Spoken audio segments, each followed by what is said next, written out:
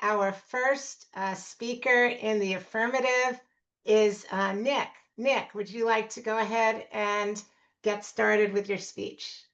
Certainly. Well, this is my first debate, so first, thanks for the opportunity to speak. I'm happy to be here with you all. So my name's Nick Krinkovich. I am a fourth year PhD student in nuclear engineering at the University of Wisconsin-Madison. Could talk for hours about nuclear energy, so I'm really going to try to hold myself to this 4-minute timer well. But I would like to speak in the affirmative because I firmly believe that we need every available technology and tool in our fight against climate change, and nuclear is well primed for both immediate and for long-term action.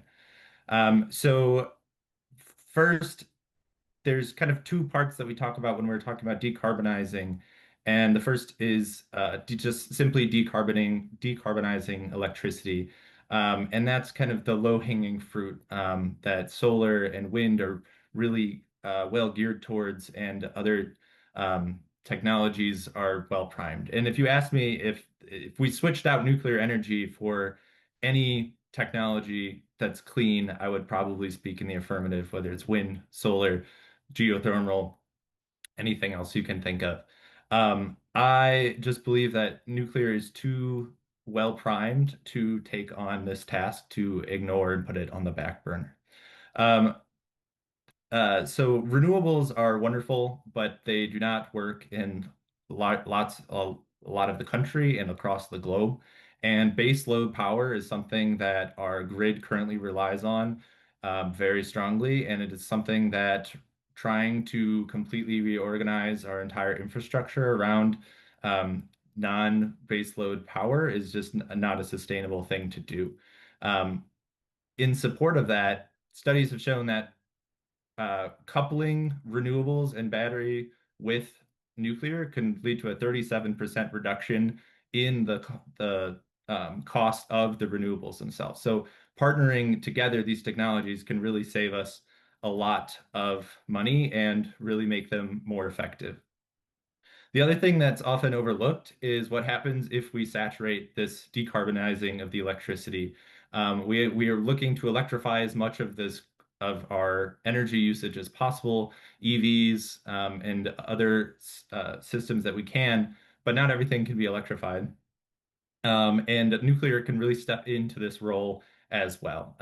You may be aware that X Energy, a new nuclear company, has partnered with DuPont, and they're working to use the high temperature process heat that you can get from high temperature gas reactors, advanced reactor technology, to supply the heat for chemical processing. That's something that we can't necessarily do without fossil fuels, or we definitely can't do it with renewables in the current stage.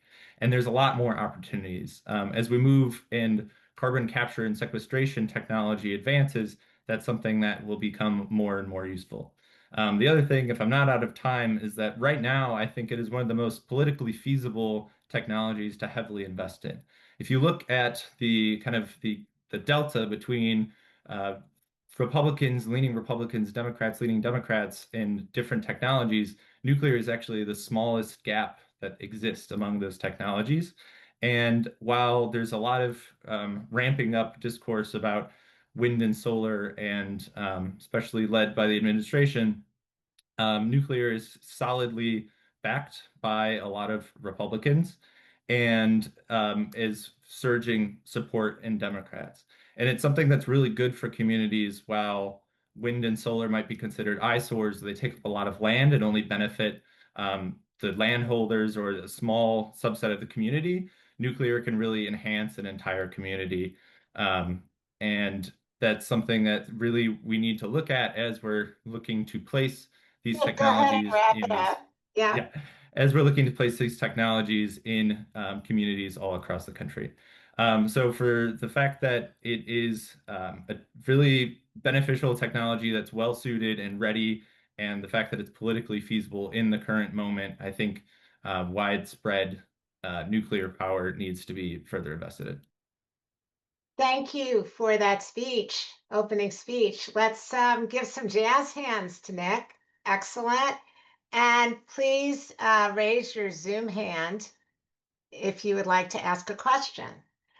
Okay, Bernard, you can unmute and ask your question, and remember to ask it through me, the chair. Thank you, Madam Chair. The speaker acknowledged political concerns about nuclear power, and I think indirectly talked about technical concerns about nuclear power.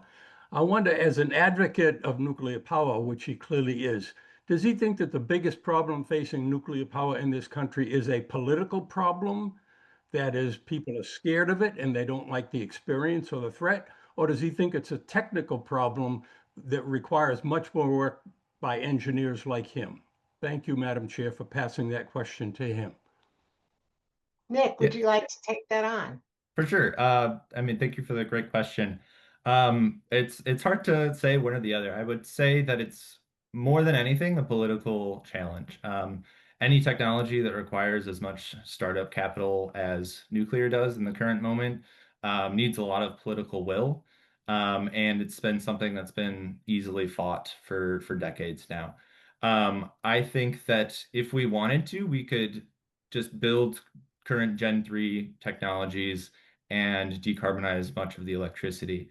If we want to move further and expand into fast reactors and close the fuel cycle and do all of these opportunities that have been left on the table for decades with nuclear, that requires a bit more engineering, but we're almost there. You know, TerraPower with Bill Gates's company and sodium fast reactors, lead fast reactors, all these technologies are right there, able to be picked if we just have a little bit of political will and funding that we could solve in the next decade, and then bring that all with existing light water reactor technology and create this nuclear environment that is able to decarbonize much more than if we just focused on existing Gen 3 technology. Thank you. Let's take one more question and then we'll move on. John, you have your hand up.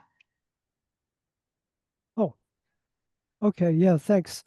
Yeah, so Madam Chair, I'd like to know from the speaker of more of whether he's familiar with the current state of nuclear fusion research. I know he's a fission person, but Okay. Nick. Yeah, so I mean, technically, I do nuclear materials. So I do my research is somewhat agnostic towards those technologies.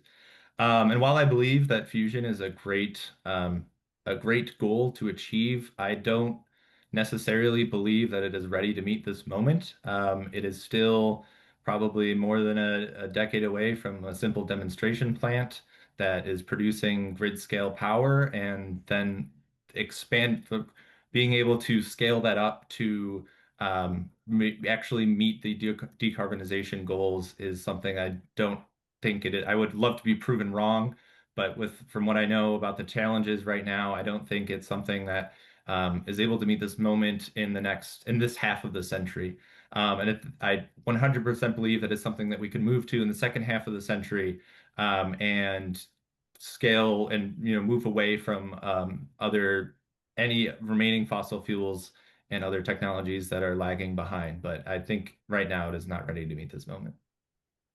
Thank you, Nick. The speaker is thanked. We're going to now move on to a speech in the negative. And our speaker in the negative is going to be Terry Webb. So, Terry, you can go ahead and unmute and give your 4-minute speech. Thank you for the opportunity to speak against the resolution. I do so because of my concerns about safety. One might think that since I'm an environmental activist, I'd be in favor of building more nuclear power plants to cut down on CO2 emissions, often cited by the nuclear power industry. However, in 1979, when I had just finished training teachers to look for biases in energy education literature produced by the nuclear power industry, I was sitting at the airport waiting for a flight when the 3 Mile Island partial meltdown of TMI 2 reactor occurred. I was concerned about the release of how the release of radiation would affect those who lived near the reactor. My suspicions were confirmed later when it was reported that there was an increase in cancer due to the release of radioactive gases into the environment. Those concerns, as well as the public's concerns, led to the halt of the building of any new nuclear power plants in the United States. That accident was a mechanical error, a struck valve and loss of coolant.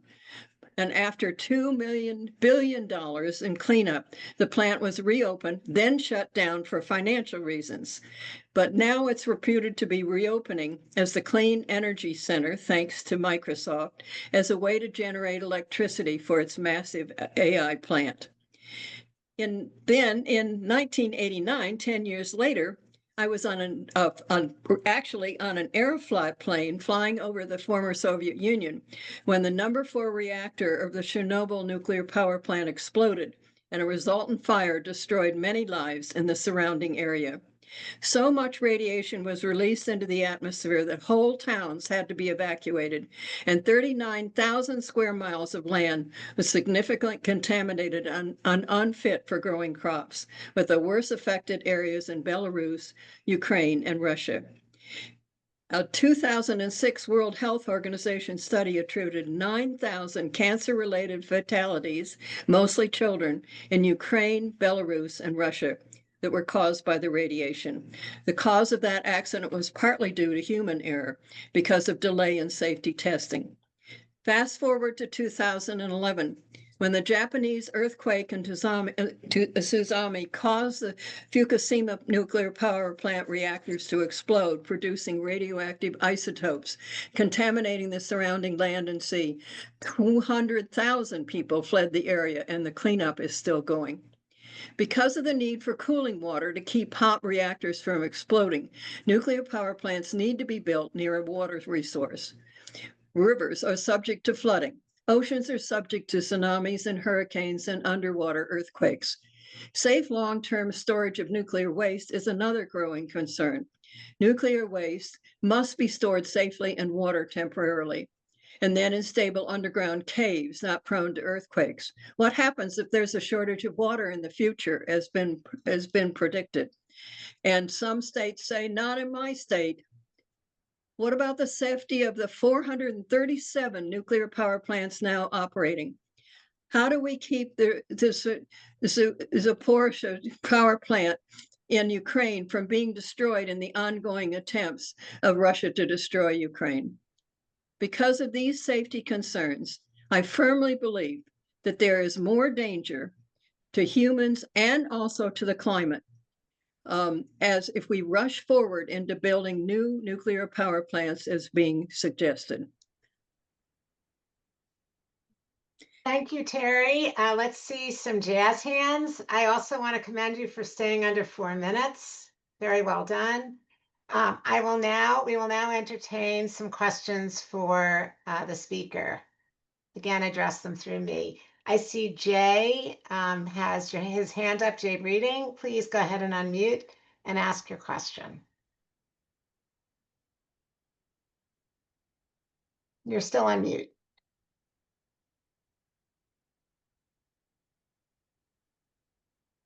Jay, you're still on mute. There you go. I'm sorry, Madam Chair. I thought y'all unmuted us for us. Madam Chair, I'd like for you to express to Terry that she is not wrong about the many accidents that creates a danger. But I was wondering if she was aware of the new nuclear technologies such as molten salt reactor, small nuclear or small modular reactors that use sodium cooled technology. There's also sodium cooled thermal spectrum technology, and so which has shown to be much safer. Yeah, I think I got the gist of the question. Okay. Terry, would you like to address that question about newer Thank you for the technology? question. And you can see as my age, I'm not up to some of the new technologies.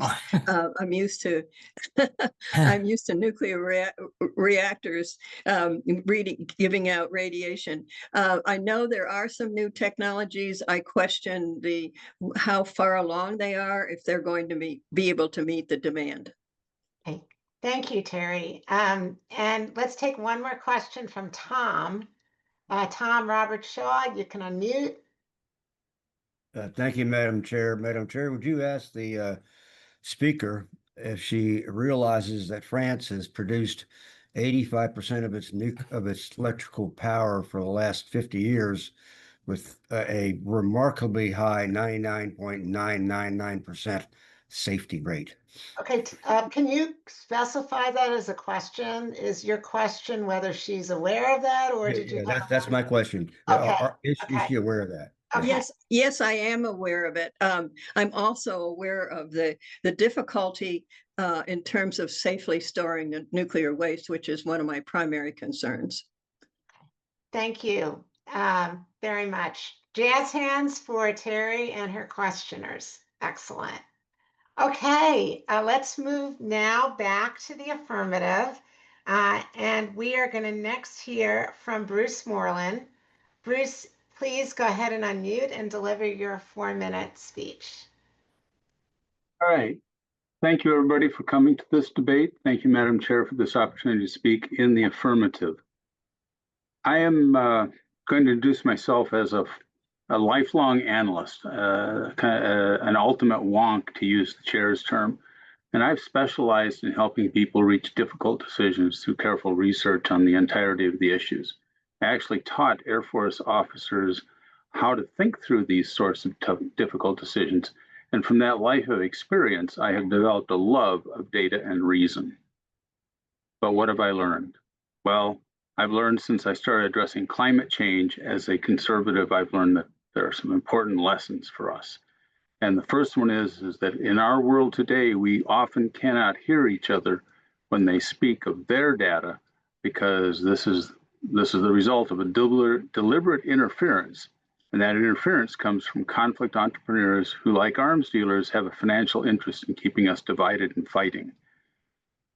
Who are they? Well, they have no interest in compromise. Their business model is all or nothing, and they'll enter any discussions as opponents of the exchange of ideas that we need to reach solutions. I emphasize this because I know where our hardest differences are really based, and that is, as alluded to by our first speaker, is in the political system. So why do I then favor nuclear power? Well, Citizens Climate Lobby formed as a bridge building organization and for some time stayed away from side issues like where we would get the power we needed as we moved away from fossil fuels. We were counting on a border adjusted carbon fee and dividend to level the energy field because such a market adjustment mechanism would give nuclear energy its proper place in the energy economy. But that would mean that we would have to fight back against the information that is sometimes a little bit out of date. Nuclear energy has great promise. When I researched the issue so I could host a radio program on this, I learned that much of our cultural resistance to nuclear power is based on a history that has been distorted by conflict entrepreneurs. There's even a good documentary that explains nuclear fear and how the same sorts who push back against linking lung cancer to smoking have reimagined their skills into selling nuclear fear. People in opposition, especially if they make a living off that resistance, tend to put forth red herrings, like the waste storage problem, to distract us. Think of how hard it has been to hold fossil fuels accountable for their waste storage strategy of just dumping it into the atmosphere that we're going to breathe and giving us this nice little side issue of global warming. How lucky for them that we didn't watch them closely in the beginning. Nuclear waste is far less of a problem than we would be led to believe. And I've been told that it will fit in a small space if you put it all together. Doesn't make it easy, but it can be done. So why is energy so important? And it's because at a peace conference that I went to in 2015, I heard an economist explain that access to energy is a good measure of the wealth of a society, and that wealthy societies have the luxury, if you will, of doing things to protect the environment in ways that a poor society cannot. So we need energy if we're going to continue to progress forward on this long path of human development. We are already steadily increasing our dependence on renewables, but the numbers, remember I'm a numbers guy, the numbers tell us that we cannot just go with wind, solar, and other renewable systems. As a former math professor, I often ask my sources to show their work. And those numbers have made it very clear to me that the all of the above strategy is going to be necessary, and nuclear has to be part of the all in all of the above. So we now have access, as has been alluded to by the other speakers, to new fourth and fifth generation reactors that are significantly safer than the systems that gave us those hard lessons in the past. Bruce, wrap it up when you can. Okay, the Navy has already been using these safe designs, but these hard lessons in front of us are thanks to this nuclear fear industry. And so the reason I'm asking you to think about this is I want you to be aware of how the politics, which has also been talked about, is getting in the way of progress. So I've always been long in development. I have gray hairs to prove it, but rather than cram my years into a few minutes, I wanted to share my insights into the process of how we can be better at coming to terms with our current realities. Thank you for your time and attention. Thank you. Let's do jazz hands for our speaker, and we will take some questions. We should be able to take 3 questions this time. Let's hear from Joseph. You can unmute and ask your question. Okay, yes, I do have a question, but harkening back to your opening statement, I'm 76 years old. I haven't used the term madam since I was a young man hanging out at houses of ill repute, but I'll use the term anyway. So anyway, here we go. Madam Chair, I would like to know Bruce's opinion of these small modular reactors. I know Dow Chemical here in Texas has got several that they're putting in. I think the state of Texas has some programs. They seem to be a good idea. 30, they're very safe. And I just want to know if he knows about them and what his opinion would be of the small nuclear reactor, the little modular reactors. Thank you. Bruce, would you like to take that on? Absolutely. I actually talked about small modular nuclear reactors in that radio program. I'm all in favor of them. As a local planning commissioner in my city, I tell them to get ready to put one of those small modulars in their backyard and maybe share power with a couple other cities nearby. I really believe the new technologies are going to be the wave of the future.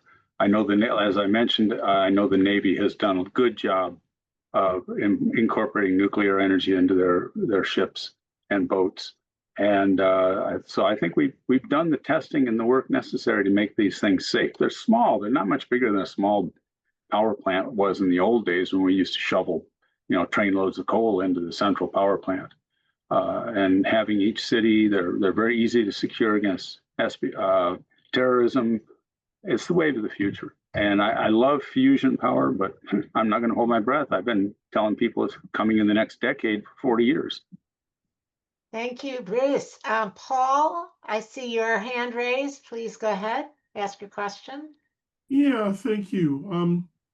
From the books that I've read, the most terrifying scenario that I've actually heard of is a nuclear attack on a nuclear installation. And I wonder if that's something that, Bruce, that you're aware of and have. Remember, ask your question of me. I wonder, Madam Chair, how Bruce would think about that and react to that. Okay. See, I was just testing you. I knew it. Yes, as a former chair yourself, or a current chair yourself. Bruce, would you like to take that on? Ironically, I used to do nuclear weapons targeting in my younger years, and I feel pretty confident that the kind of damage that a nuclear weapon does is going to make the question of whether there was a nuclear plant involved somewhat minor. But yeah, you're right. We can crack the shell and get extra radiation out of it, but I wouldn't think that it would be a major problem compared to the fact that you just blown off a nuke in the middle of a city someplace. Thank you. And let's take one more question I'm going to go to Curtis, Terry, just because you've already spoken, but we'll give you more time later, opportunities later. Curtis, please unmute and speak your question. Thank you, Madam Chair. There was the speaker mentioned storage problem, and I think other speakers mentioned that, and I heard that there were maybe 40 plus reactors in the US right now. So where is the waste stored currently? Bruce. Yes, I can tell you from my personal reactor just up the road, they're storing it on site because they can't get a central facility. A lot of energy has gone into how we're going to store this stuff, but the facts are that it's not as big a problem as we thought we like to think. And part of the reason is we're very good at doing worst case scenario thinking. Former military officer, that's what I was paid to do. So worst case thinking means that if you find a really obscure path that gets to a problem point, that problem point becomes really huge in your imagination. And so I think that it's overblown by the people who want to block nukes, the same way a lot of other things have been overblown by people that want to block action on climate change. It's the politics that are driving the problem more than the problem is. But I do recognize that there is a storage issue, and it might be that trying to put it all in one place, although that would be very efficient, may be politically infeasible. And I would recognize that. Thank you, Bruce. Let's do jazz hands for his speech and responses. Thanks to the questioners too. Okay, now we're going to go back to the negative and we're going to hear from Susan Silber. Susan, you can unmute and deliver your 4-minute speech. All right, thank you so much. Calling from Berkeley, California. I've been working in the environmental field for the past 30 years, supporting mainly community resilience. So this is not necessarily my expertise, but here I go. I want to say first and foremost that renewable energy and energy efficiency does not have to be political. Did you know that the number 2 state in solar capacity is Texas? And the 5 states with the biggest share of wind are in red states. They all generate very, very good jobs. These are clean energy jobs. This does not have to be political. And I think that this current administration is making solar and wind and energy efficiency political, but it does not have to be. Energy efficiency, first and foremost, I want to argue that we should use that first. It provides some of the quickest and most cost-effective mitigation options, while it lowers energy bills and strengthens energy security. And renewables are on course to meet almost half of global energy demand by the end of this decade, and we can go much further. Solar and wind and energy efficiency are much more scalable, and they can go much faster to deploy. So nuclear plants require billions of dollars, and at the very least 5 to 10 years, and sometimes 20, 30 years to build.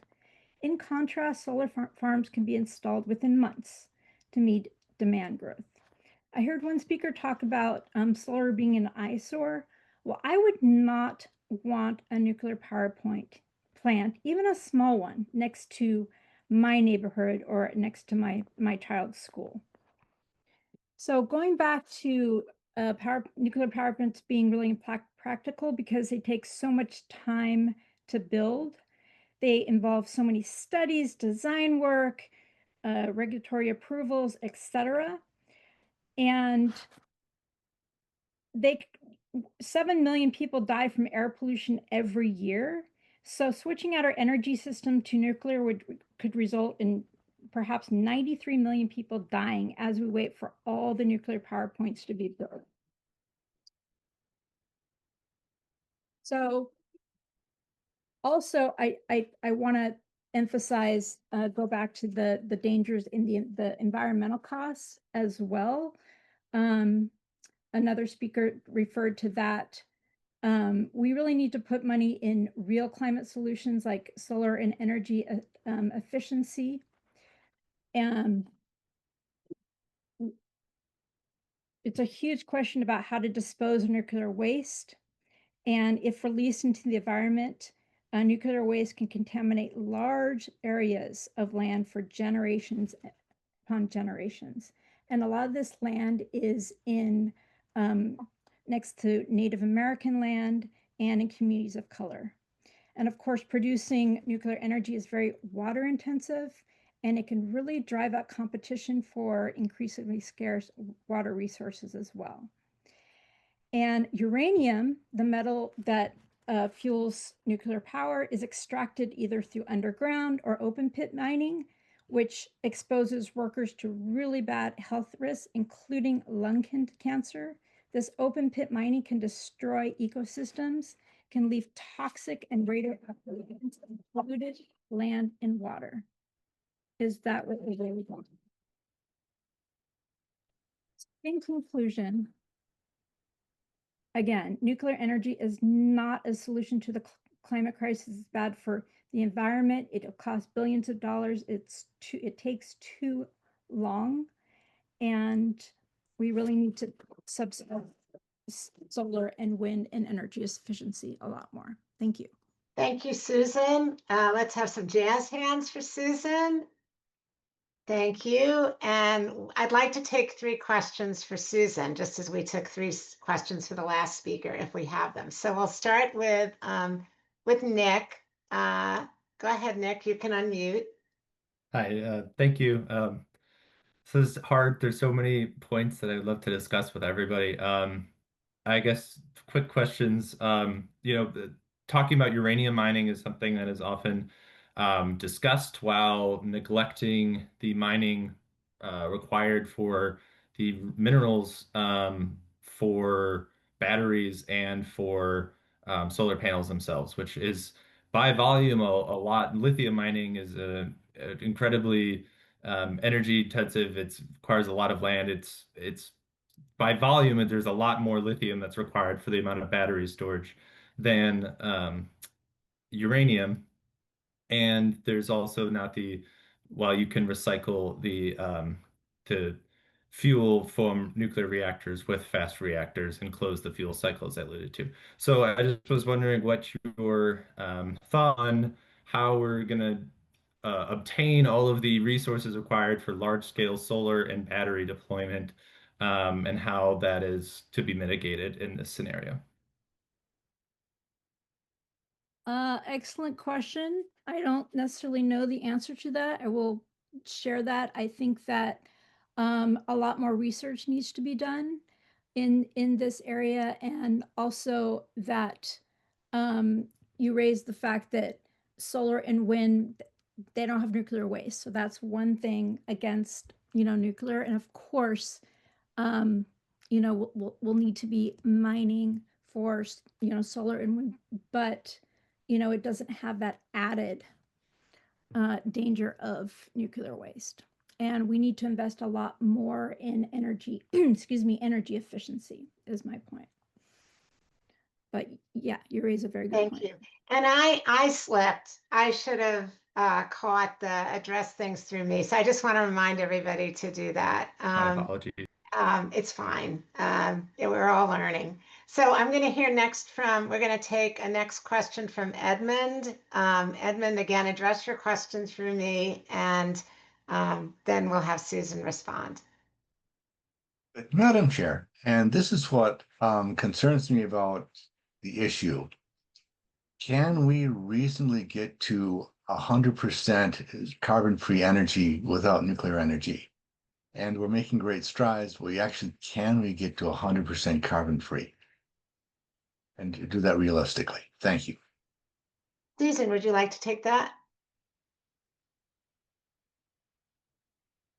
I don't know.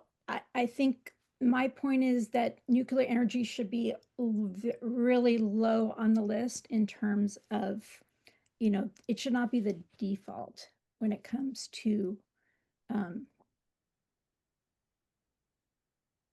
mitigating climate change. Okay. And yeah, I nobody knows. Nobody knows. Okay. It's a good point. Thank you for that. And we'll take one more question and then move on. And I see Paul has his hand raised. Go ahead and unmute, Paul, and ask your question through me. Yes, Madam Chair. First of all, my chat is disabled. I don't know if you can switch it on, but I haven't been able to get my chat on. But my question is that we've heard a lot about the fast reactors as advanced reactors. My question wants to remind us that there are concerns about the proliferation of nuclear weapons, particularly with the transport of fast reactor technology, which means you can make plutonium for nuclear weapons as well as make power. We had one reactor here in the United States, but initially all of the atomic bomb factories were fast reactors from the 1950s. I'd like to ask Susan, what's her concern? What are her thoughts about treating global climate change with a global solution that means the global proliferation of nuclear weapons? Yeah, that's an excellent point. That's another excellent reason to not build nuclear power. And so I think you can't bomb with solar and wind, you know. And so I think that it's one other reason why we should not build nuclear power plants. Thank you. Let's have jazz hands for Susan and those who ask questions. And I also, Paul, I'm sorry about your chat being disabled. I'm going to ask our whip, Bruce, to reach out to you and see if you might want to give a speech or whatever else we can help you with. And this is a good time to mention, again, our resolution is in the chat. Increased nuclear power is required to mitigate climate change. We actually have several people who volunteered to speak in the affirmative and fewer people who have volunteered to speak in the negative. So if you think you can give a negative speech or even a speech that's predominantly negative, you can throw a few caveats in if you want. We would love to have you volunteer, and you could still volunteer to give a speech in the affirmative, but I wanted to put a special plug in for anyone who would like to speak in the negative so that we can keep tonight's debate balanced. Okay, so we are now going to go on to another speech in the affirmative, and the speaker is going to be Gregory Duprat. Yeah, that's right. Thank you. Yes, thank you, Gregory. Let's go ahead. I'll give you 4 minutes for your speech in the affirmative. All right, thank you. My support for nuclear is rooted in a goal that I believe that we all share, and that's a future with abundant, reliable, clean energy. Despite high-profile accidents, nuclear remains incredibly safe and clean. And it's not really a competitor with other forms of clean energy like wind, solar, and geothermal, but more of an essential partner, in an ideal energy mix. Its ability to provide a steady 24/7 baseload power for the grid makes it an ideal backbone for America's future energy needs, which are continue to grow as we move towards electric vehicles and data centers. And in light of other speakers, um, I've considered wind and solar, and I'm not sure if those really are viable alternatives to nuclear. Um, I don't really see many good, alternatives, that are clean as far as carbon emissions. Um, I mean, you could use geothermal, but that's kind of limited to areas where geothermal works. But yeah, I just don't see many great alternatives. And as one of the other speakers mentioned, we're a long way off from fusion. And it's also my understanding that there's a lot of radiation issues with waste from fusion reactors from neutron decay. But anyway, yeah, I think it's it it's something that we need to consider for areas where it could stand out as a base power load supplier. All right. Thank you for that speech. Let's have jazz hands for the speaker, and we can take a few questions.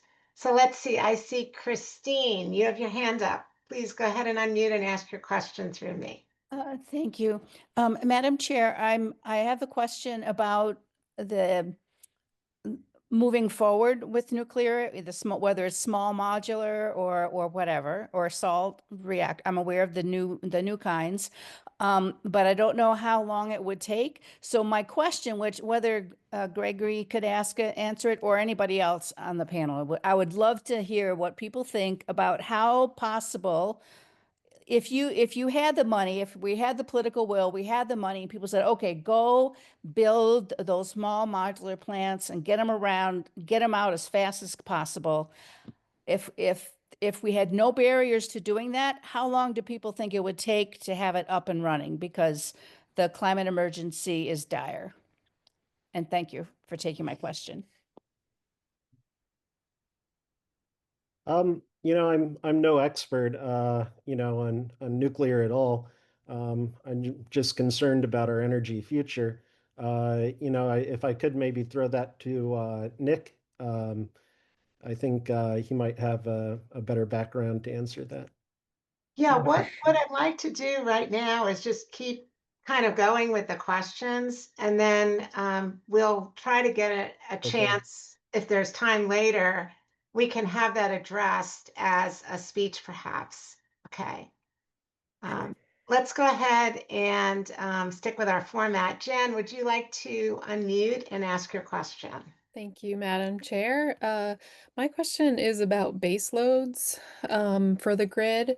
I'm wondering if microgrids and/or battery storage systems that work really well with renewable energy, if those could provide enough base load to the grid. Well, I think you'd need a lot of supply.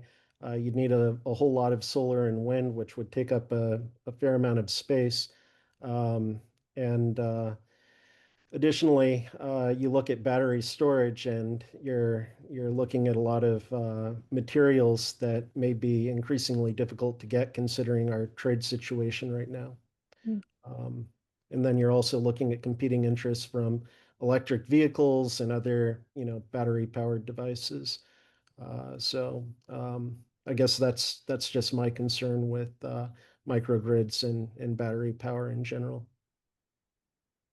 Thank you. And let's take one more question from Terry. Madam Chair, I would like to ask the speaker if he has done any kind of cost analysis about nuclear versus renewable energies, including hydropower, and that would be creating like wind turbines and decommissioning. For example, what is the cost of a nuclear power plant, and what does it cost to decommission a nuclear power plant? What would it cost to take down wind turbines? And what would be cost to build them? A comparative analysis. Yeah, I don't know. I haven't done the math on it. It's my understanding that, building a large nuclear reactor is very expensive. But then, compared to, say, putting up a solar or a wind farm, but then again, you have to look at the cost of operating, the ongoing expense of, wear and tear on solar panels, replacing parts for wind turbines, and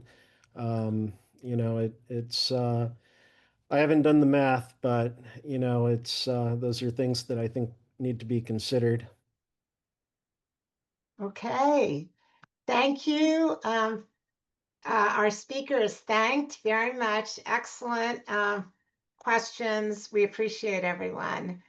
Let's now move on to a speech in the negative.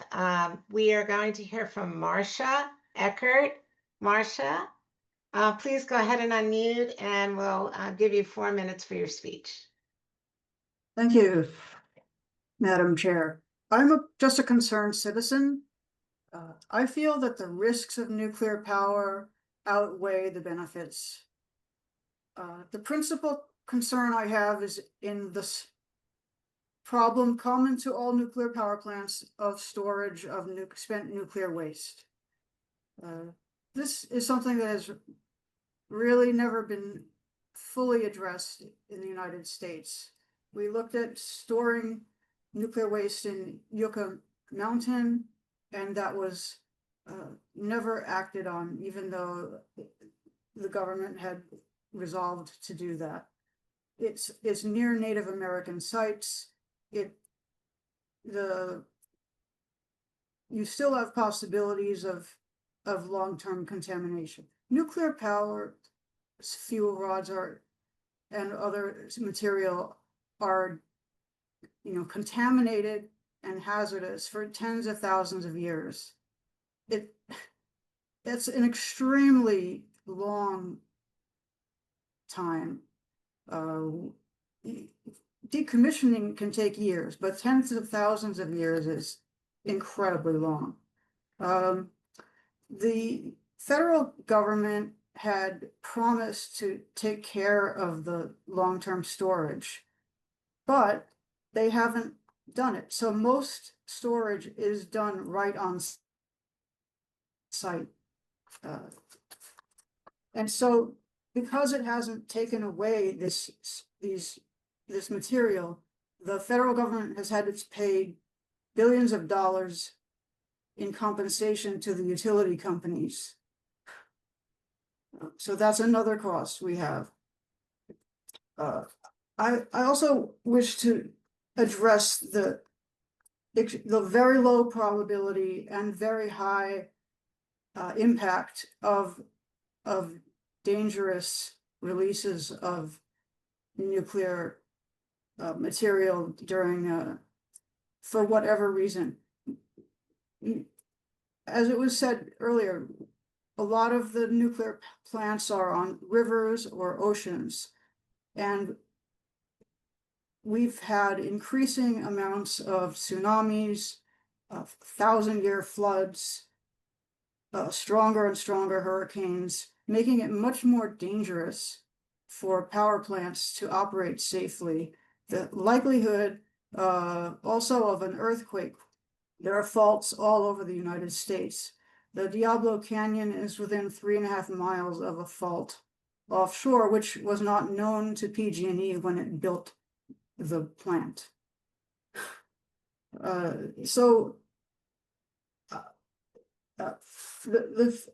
We need to look at exactly what happened in places like Fukushima, Chernobyl. Those poor citizens of Fukushima were a lower income group of people. And so there was actually written documentation that TEPCO had chosen that site because it was an area of poorer people. And then, a couple 100,000 of them had to evacuate. Some of them evacuated for over 10 years. The government has stopped paying for their housing, so about 140,000 of them have come back. The 75% of the fallout zone was in forests, and the government decided not to remove anything out of the forests. But if you have floods or soil erosion, you could have that material going into, let's say, agricultural areas. And Marcia, I'll just ask you to wrap it up. Absolutely. So the risks of nuclear power, of the storage, the safety, to me, just make it, it's a false idea to say it's clean energy. It's just got these incredible risks. The speaker is thanked. Thank you. Excellent. Okay, before we're going to keep things balanced and try to get 3 questions for Marcia. I just want to remind everyone, if you haven't asked a question yet, I'd love to call on you. I give you a chance to ask your question. And when you ask questions, try to remember to ask questions of curiosity. So what do I mean by that? Rather than saying, Madam Chair, has the speaker considered XYZ, right? Which is kind of the counter argument. Ask something that you're really curious about. Like, let's say you're having coffee with Marcia and you really want to understand why she feels a certain way, especially if you maybe feel differently, right? Those are the kinds of questions that we would love to get out there tonight. Okay, so I hope that helps. Let's hear from Joseph. Please unmute. I am unmuted. Madam Chair, I'm curious, I'd like to ask Marcia. So now that we have $15 trillion of new investment coming into the United States, some of that is artificial intelligence. These are going to be real energy hogs. So that energy demand is going to skyrocket. So if we don't, so it's in the probable sources are going to be, coal, natural gas, or whatever. So would you rather have nuclear? Well, Marcia would, or excuse me, Madam Chair, would you ask Marcia if she prefer nuclear, or would she prefer that we stick with the old standbys of fossil fuels to come up with this extra energy? Thank you. Go ahead, Marcia. I didn't discuss this, but I have some concerns about demand management and whether perhaps some of our plans for the use of energy may be getting a bit ahead of us as an Earth. Are we really prepared to use all that much energy? Would you really like to reactivate 3 Mile Island #1 just so that people can generate avatars of their bodies or do deep fakes of people and scam you out of your life savings? Or, I mean, I see a lot of negative uses of AI, and maybe we should consider slowing down our adoption of it. That's my thought. Thank you, Marcia. Let's hear next from Sherry, and then we'll hear from Anne. Go ahead, Sherry. Hi, Madam Chair. I am wondering if the speaker has a sense for the land use required in the comparative energy delivery system. So, for example, the equivalent land use for a certain number of BTUs for nuclear is, how much more is solar or wind? And has she ever checked that out? Okay, thank you, Sherry. Marcia? Yeah, as I said, I'm a concerned citizen. I'm not in any of these industries professionally. I do like to read information. I just I feel that if we as a planet invest in increasingly efficient wind solutions and things like that, we can find ways to produce more energy more effectively, on less space, killing fewer pigeons, and all of that. So I feel that collectively we need to, do things that are really beneficial. Lithium batteries. I'm always reading about people who've come up with ideas for better lithium batteries or longer lived batteries, and yet they haven't made their way to the general public. And that kind of thing needs to be accelerated so that we just don't use our energy that fast. Thank you, Marcia. And one more question, Anne. If you'd like to unmute Anne Bradneed. Hello? Yes. Hi, Madam Chair. I've learned a lot tonight, and just in the difference between fusion and fission and some of the small modules, that was a lot that I had not even really known about. And I wondered if the information tonight has kind of helped allay some of her fears. Okay. So, Marcia, do you want to take that on? Um, I think someone mentioned Bill Gates and he has plans in Wyoming. I heard that some of his materials have to be procured from, or maybe methods, I don't know, have to be procured from Russia, which I find a strange business partner at this time. But um, I do not know if the smaller plants have a different factor in producing waste. I do believe they are probably much safer to operate, which is wonderful, but I just don't know if we can solve that energy, the spent fuel rod storage.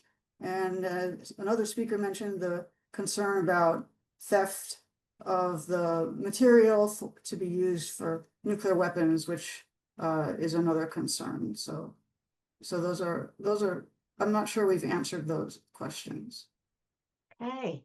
Well, our speaker is thanked. Let's have some jazz hands. Thank you. And thanks to the questioners. And what we're going to do now is we're going to have a couple more speeches, and then we're going to take a stretch break and hear from our co-sponsors, and then we'll have some more speeches. So there's still time if you want to chat to your whip about a speech that you'd like to give. We're still looking for a few more of the negative speeches, but some of you have stepped up and we appreciate that.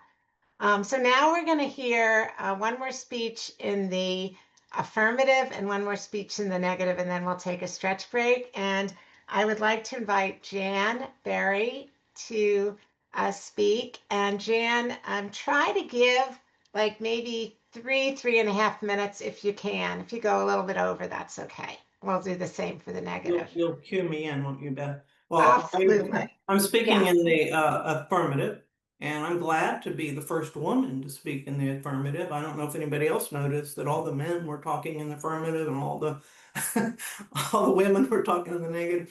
Well, I actually just want to tell you a little bit about myself. I became a chemical engineer back in the 70s because I just wanted to help fight all the pollution when the Clean Air and Clean Water Acts were put in place. And I had the privilege to work at Oak Ridge National Lab for 35 years, cleaning up the environment. So, I mean, my heart is in cleaning up the environment. And I worked then for 11 years. And so I cleaned up the Department of Energy of radioactive and chemical waste. That's what I did for 18 years. Then I went on to advanced energy systems, including last 11 years of my career, I worked on fusion energy plant being built in the south of France. And so I know a little bit about fusion, and I know something about nuclear. When I retired 8 years ago, I really wanted to continue working on the environment and started to volunteer. But the first thing I wanted to do was, could I really conscionably support nuclear power? Because I'd worked building nuclear equipment. I knew how rigorous the oversight was from regulation. And my husband was a pipe fitter working in nuclear reactors. I knew how they were built.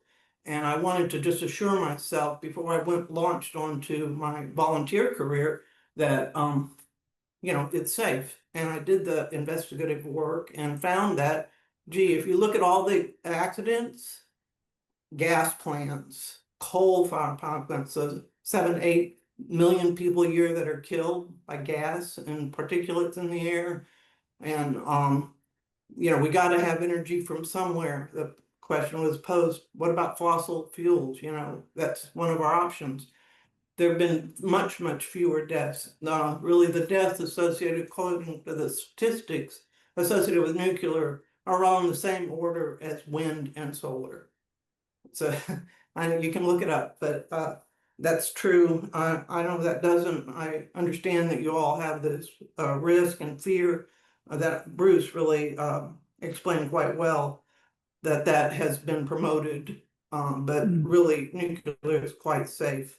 Thus, what I wanted to say about the small modular reactors, I just had the privilege to attend the Southeast Regional Energy Policy Forum because I am a member of the Regional Energy Resource Council that helps advise the board of directors of the Tennessee Valley Authority, which is a huge 10 million utility. 10 million person serves 10 million people in Tennessee and other southern states. I've just had the privilege to review their integrated resource plan and learned a little bit about how they would build out a carbon-free or much cleaner utility system. In that regard, I've learned that the small modular reactors will be available in the early 2030s. I also learned that the fusion reactors, which I could go into, but I won't, will also be available, to my surprise, in about 2035. So, yeah, what I also learned was that nuclear power reactors are 24/7. They are base loaded. They are operate 97% of the time over the year. They're not intermittent like solar and wind. They're needed on the grid to stabilize the sine wave that makes the electricity go through the power lines that they really are needed. Both solar and wind. Well, Jan, just to wrap it up. Okay, I'm getting too technical. I apologize. Yeah, so we need better batteries, we need geothermal, we need solar, we need wind. But I have something to say about reprocessing too, but maybe somebody will ask me a question about it. Well, thank you. Let's have some jazz hands for Jan. Very knowledgeable, worked in the field. Thank you. Let's take some questions. Let's see. I don't think we haven't heard from you yet, Bill. So Bill, address your question through me, Madam Chair. Madam Chair, I want to agree with what Jan said about nuclear being very safe compared to other energy sources, including solar and wind. But I'd like her to articulate how she does that calculation in more detail. Okay. Jan? You give me more credit than I deserve. I looked at the IAEA statistics and but there's okay, hold on. Let's keep things. So Jan, address your question to the greater group. Address your response to the question to the greater group rather than back to Bill. Okay, Madam Chair, I looked at the IAEA statistics. That's the International Agency on Energy. Looked at their statistics. I did not do the calculations myself. Thank you. And then let's hear from Bryce and then Brian. Go ahead, Bryce. Madam Chair, I have a question for the speaker. So most people, including me, we only hear about nuclear power when there's a scare or a disaster. But on all the other days when nothing is going wrong, it just sits there producing power and we don't think about it at all for maybe years and years. Imagine on the evening news, today celebrating 5,000 days since a meltdown. It's not news.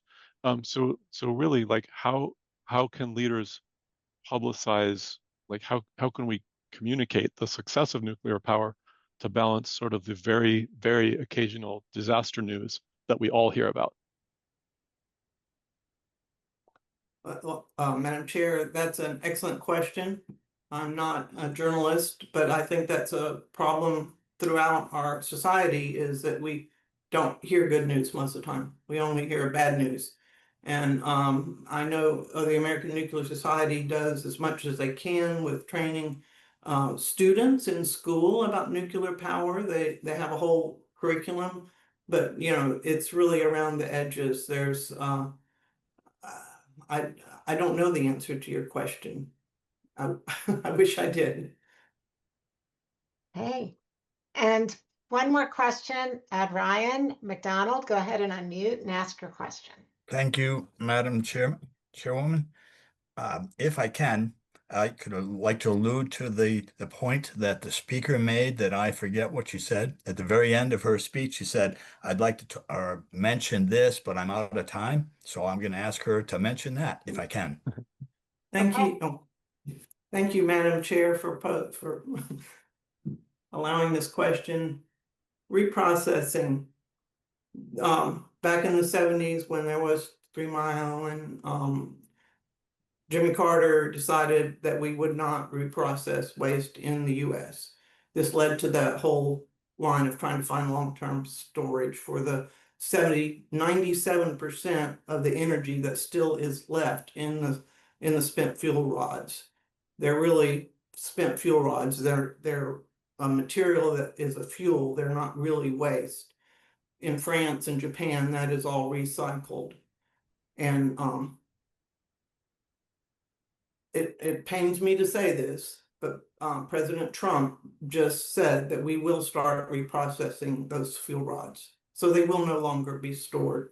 The technology is available and they can be removed from storage and that fuel can be reprocessed and it can be done safely with low assay in the reprocessing process. I know that the issue of proliferation of nuclear waste was brought up, and that, of course, is of concern when you have a reprocessing plant.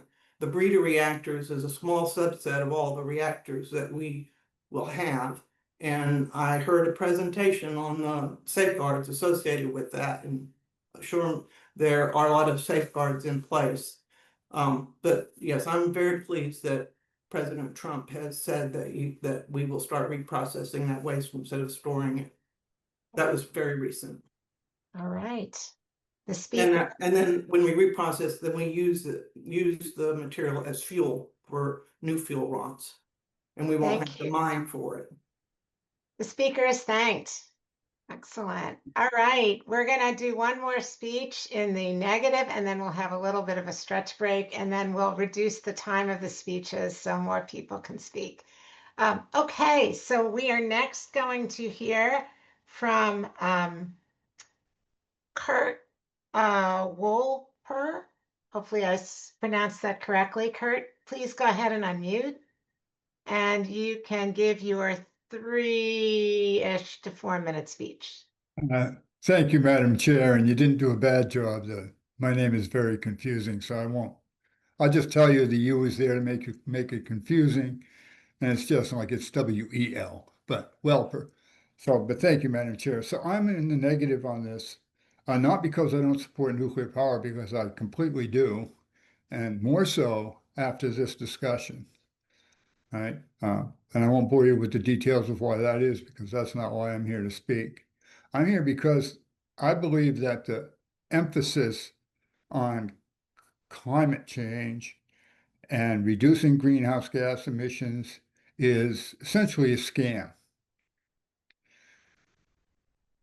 The Earth has seen, first of all, carbon dioxide, the primary gas that we're talking about here, is not a poisonous gas. It's not a dangerous gas. It's a beneficial gas for the planet because plants grow on it as they do in warmer temperatures.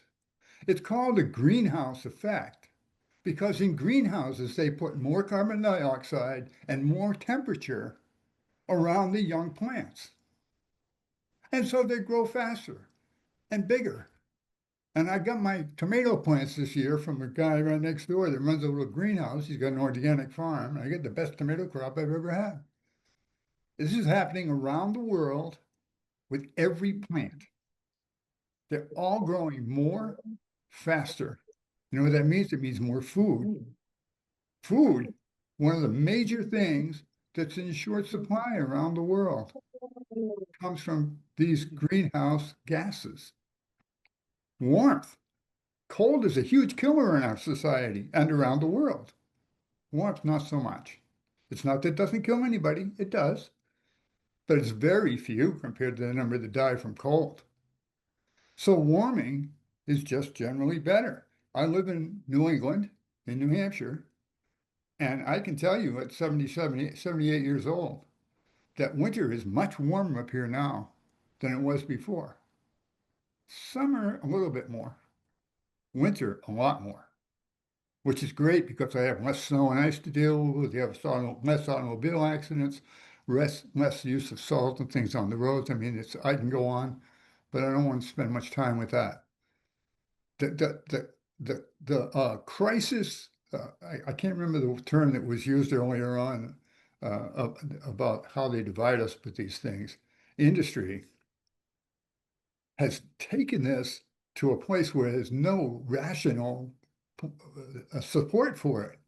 So predictions, we've been told at least 20 times that we only had 10 more years or 12 more years to take dramatic action or the earth was going to end before 1995, before 2000. And you know what? It hasn't, not even close. In fact, the things that they talk about, like I heard it tonight, hurricanes. No, there's no more hurricanes in the world now, and they're not any stronger than they used to be. In fact, the cyclonic energy around the world has actually decreased in the age of global warming. There aren't any more in the United States. We have far less actual hurricanes, albeit a couple of them have been stronger than usual, but we have very few hitting the United States. Damages is higher because more people live where they get hit by them. Same thing with tornadoes, same thing with all these other things like wildfires, blah, blah, blah. None of these things have actually increased around the world. We were told the oceans were going to flood all these islands and we would be underwater in my house right now. But it hasn't happened. It hasn't happened at all. The tide's no higher right now than it was 10, 20 years ago when they were talking about how islands were going to get flooded out in the South Pacific, who actually have grown larger. I'm sorry, I just want to, we're running a little tight on time, so So the wrap it reason up. I'm opposed to this is because this whole business of the emergency called climate change is a fraud. Nuclear energy is a good thing, a safe thing, and a necessary thing. But we should not be pursuing it in accordance with this resolution. That's why I'm opposed to this. Because the resolution says we should pursue it to fix climate change, which is not a good reason at all. In fact, it's a false reason. Thank you, Kurt. The speaker is thanked. Thank you for your courage in speaking. And let's again focus on questions of curiosity. Let's go ahead with Nick and then Andrew, and then we're going to go ahead and do our stretch break. Go ahead, Nick. Hi, thank you, Madam Chair.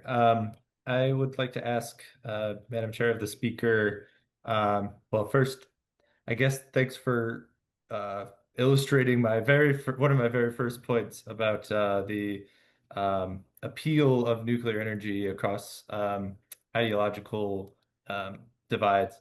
But I would like to ask of the speaker if he is familiar with the concept of a wet bulb temperature, which is a very banal name for a very terrifying phenomenon wherein the body Yes. cannot heat itself, and how how the speaker does either doesn't believe that we are reaching that, or how he believes that the world, most of which lives near the equator and will be greatly affected by that, billions of people, how they're supposed to deal with that without addressing these issues. So the short answer to your question would be no. I am not familiar with what you're talking about. Okay.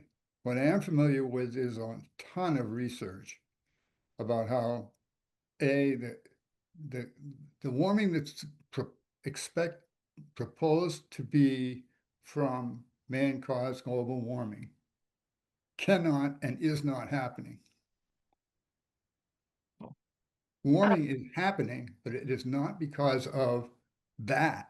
It's because it's happening higher in the atmosphere than it's supposed to happen according to the theories of global warming. Right? Nobody argues that the temperature on the Earth is increasing. It is. Right? But you know what? It's been warmer before. And it's going to get a lot colder by the time we have another ice age.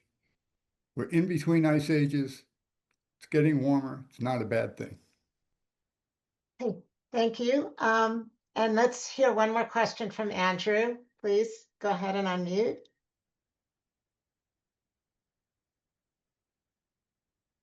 You're on mute still.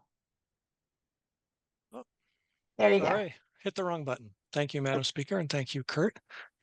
It sounds that in this issue about climate change, whether it exists and whether it's serious, there are different sources of information that we can rely on.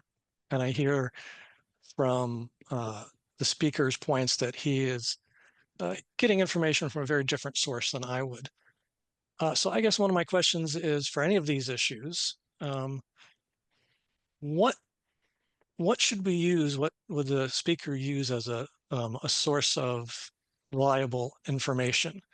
Would it be universities throughout the world over several decades, in conservative states, liberal states, or would it be a very small percentage of people who study the issue? And I think just for any issue, where would you think would make sense for our leaders to go to for information? The broadest set of scientists over time and diverse areas, or a small subset of scientists? Thank you, Madam Chair, and thank you, Kurt. So where do I go for information? I will recommend you to one place, and it's called climatedepot.com. And that's the only place I will recommend. There are others around that are usable, but that one's quite effective. The answer to your broader question about where do we go? And the answer is largely, I'll tell you what, Richard Lindzen was a former chief of, I don't know, he was a researcher at MIT, head of, what do they call it? Atmospherics research right now. He's one of the staunch opponents that I read quite often. He wrote an article 40 years ago about how government has corrupted science. And I believe that's where we are, and it's going to be. So the broadest number of things that are written, studied and written, are in fact paid for by government, or they're paid for by industry, but primarily by government. And guess what? The outcome is known before the research is done. I happen to be a pro-life. I'm so sorry. Just in the interest of time, I need to keep moving. We need to keep moving just so we can get everybody to speak. But thank you. Let's do some jazz hands and we'll move on. What I'd like to do next is have our two sponsors take a minute and tell us about their organizations. And this is a great time also to stretch. I'll demonstrate. Susan, can you unmute and tell us about Collective Resilience? Sure. Collective Resilience is a nonprofit based in Berkeley, California, and our purpose is to inspire resilient, equitable, and peaceful communities by providing guidance for resilient hub spaces and neighborhoods. So we sit at the intersection of community building, disaster preparedness, and sustainability. So you might want to know what is a resilience hub. Just thinking about the sites that you know and love in your community, whether it's a library, a community center, a school, a church, a synagogue. We know that it is a fact that extreme weather is increasing. Where I live in Berkeley, for example, extreme heat days are increasing. Sea level rise is increasing. And so these are places that people from vulnerable communities can go to distribute resources, provide community care. And we're excited about the idea also of supporting community building. And that's why I'm excited to be partnering with Braver Angels and just a vision of supporting Braver Angel events at these resilience hubs, which are popping up around the country, in cities where everywhere where there is an increase in extreme weather events. Thank you so much, Susan. And there's more information about collective resilience in the chat. And Bruce Moreland, please unmute and share a minute or less on CCL. Thank you, Madam Chair. I am an activist in an organization called Citizens Climate Lobby. We've been active now for close to 15 or 20 years on climate change as an issue. As a conservative, I find CCL to be very helpful because they have an open mind and they look at all solutions, and one they look at is a carbon fee and dividend. Border adjusted, so it answers a lot of the immediate objections. So that's what brought me in as a conservative, was a nice market-based solution.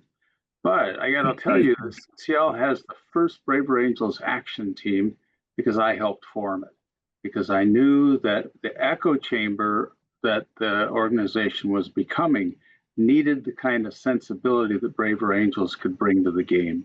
I've actually been allowed or invited to speak at Braver Angels conventions on the role of Braver Angels in nonprofit advocacy organizations. And we've trained more than 2,000 volunteers, and they are now polite, good listeners, and better proponents of the issues that CCL champions. When I present on Braver Angels to Rotary Clubs, I often mention this aspect of the cooperation between BA and CCL and reference the Braver Network work that we do. Thank you, Madam Chair. Thank you. And in the chat, you'll find information on Citizens Climate Lobby. Okay, so we have a very interesting dilemma. You guys have heard, you've spoken with your responses. We have a slew of people who want to speak in both the affirmative and the negative. I am delighted. We are going to actually go to 1-minute speeches, and I just want to get as many voices out into the debate as we can, and no questions, just 1-minute speeches. I'm sorry for those of you who thought you were going to have more time to speak. I just want to give as many people a chance as possible. So we are going with Tamara Haynes in the affirmative. Please unmute, and I'm going to stick people to about 1 minute, so bear with me. Go for it, Tamara. Hello. Hi, my name is Tamara. It's like a camera with a T instead of a C, if that helps. Yeah, thank you so much. I am an environmentalist that lives in Colorado, and I am a giant supporter of nuclear energy precisely because I used to be in opposition to nuclear energy for clean energy reasons. But once I started looking more into it, I realized that actually it is the best solution for climate change. I listened to Dr. James Hansen, who was the one who spoke to Congress about climate change mitigation and how dangerous the situation is with climate change in 1988. And he has been saying since then that we need to look at nuclear power. I would love for more environmentalists to find the people that they are listening to that talk about nuclear energy and start to question what they are being told about nuclear. Because the science is very clear. It is one of the safest and one of the cleanest energies we have on the planet. I would prefer to live next to a nuclear plant. Right now, my town area is constantly under wildfire risk. And if I lived next to a nuclear facility and an accident happened, I would be very safe compared to now, where I am not safe at all. A fire can break out at any point, and I have a go bag ready. But with nuclear, I could take one of the iodine pills supplied by the utility company and stay in my home, and I would not be at risk. 3 Mile Island only released about Thank you, one Tamara. chest X-rays. I'm going to go on. Yeah, thank you so much. Jazz hands for Tamara. Liz, you're up. And are you ready, Les? Unmuted? Okay, go.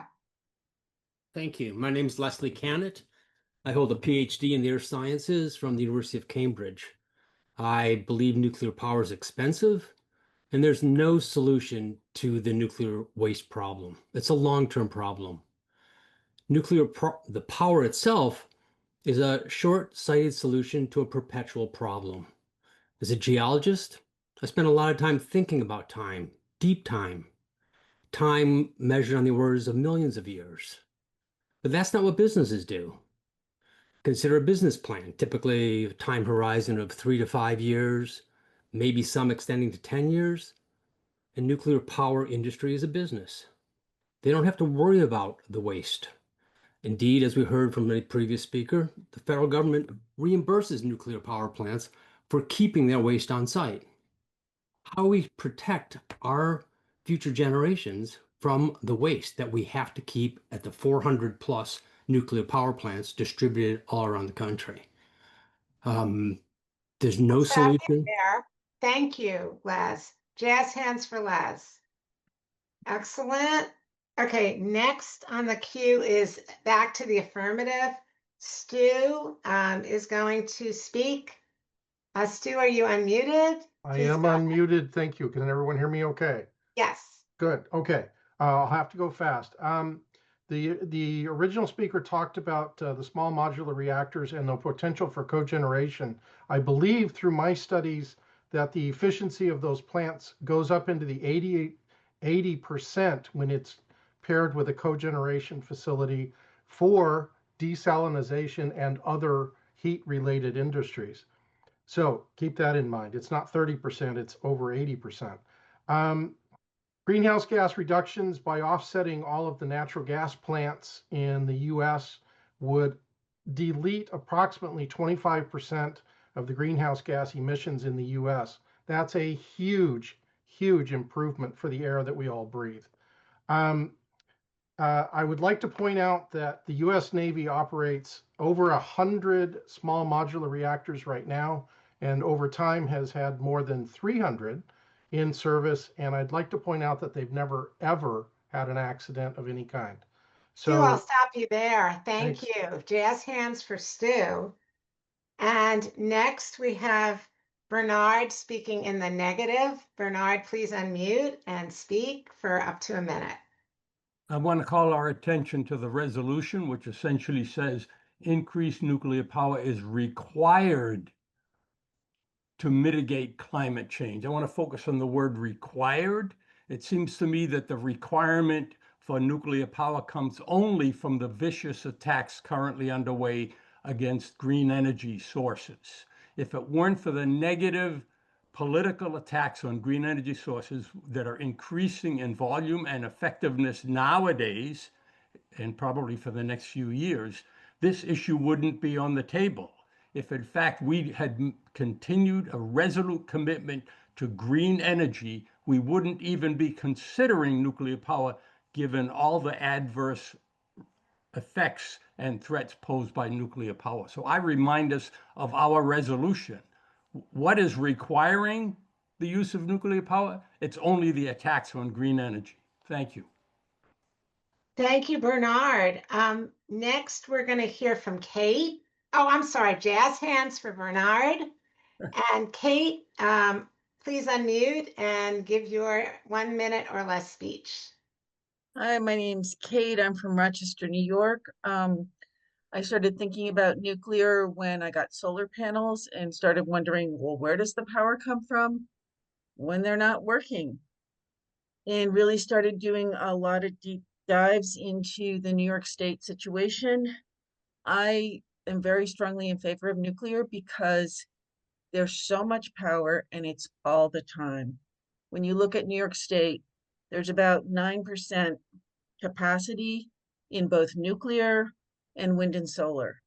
But nuclear produces 3 times as much power as wind and solar combined for roughly the same capacity.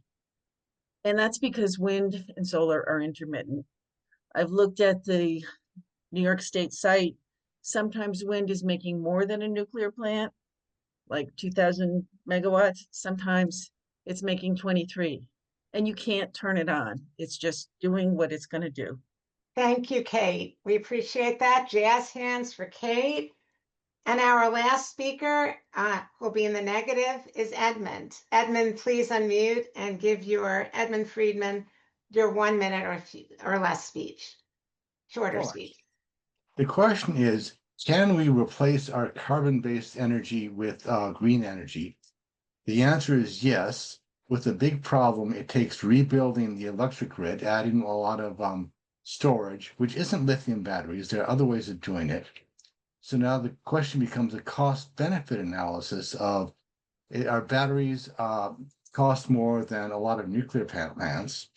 Nuclear plants are very expensive, and also, even if individual nuclear plants are very safe, having a lot of them, thousands to power our country, means there's a pretty good chance that one of them is going to go haywire at some time.